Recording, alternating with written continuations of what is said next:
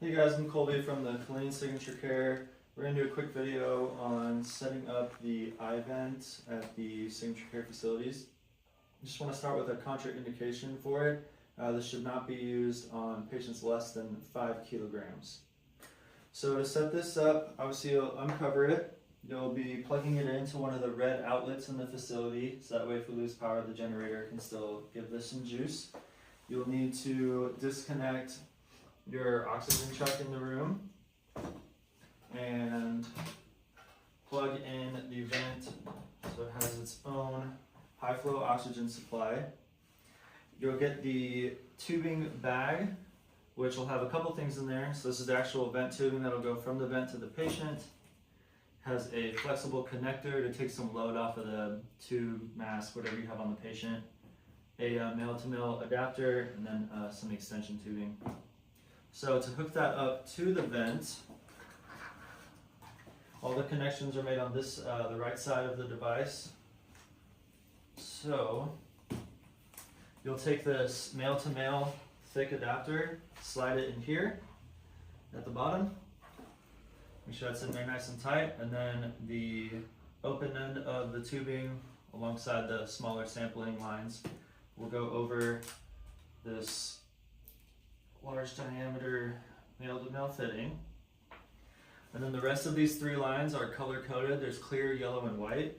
And a little bit farther up on the right side of the device, you'll have some color coded boxes. So the top one's yellow, it's a screw-on fitting, or top one's white, screw-on fitting. Middle is yellow, also screw-on. And the bottom one, which is clear, no color, is a press-on fitting. You'll just push the line onto the little nipple there. Okay, so now you're all plugged into everything. The only other connections you should need to make are to the patient via a mask or an ET tube, which will happen here, so you can put on your flexible device there, which will go into the mask or onto the ET tube. If you need to do end tidal monitoring, you'll put that in line there or also on the ET tube.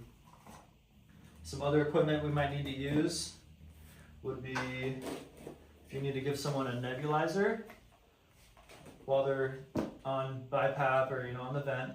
So what you'll do is take the inspiratory limb, which is the one with the wires running along it, the sensor lines. This one that terminates early and has the clear line is the expiratory, so not that one. This long, thick, large diameter line with these running along it is what you need to disconnect. You'll take it apart right here, close to the patient side. Hook in your T-vent just from a regular T-neb setup, and then put your medications in there that you're going to use.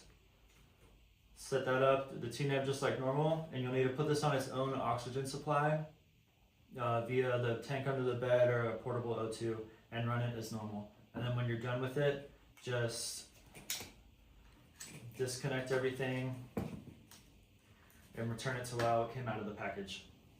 For suctioning, these are not the fancy hospital ones, so they don't have any inline suction. You'll actually need to grab a French suction catheter and disconnect the line, the vent line from the patient, and pass it down the ET tube yourself and perform suction that way, and then hook the patient back up.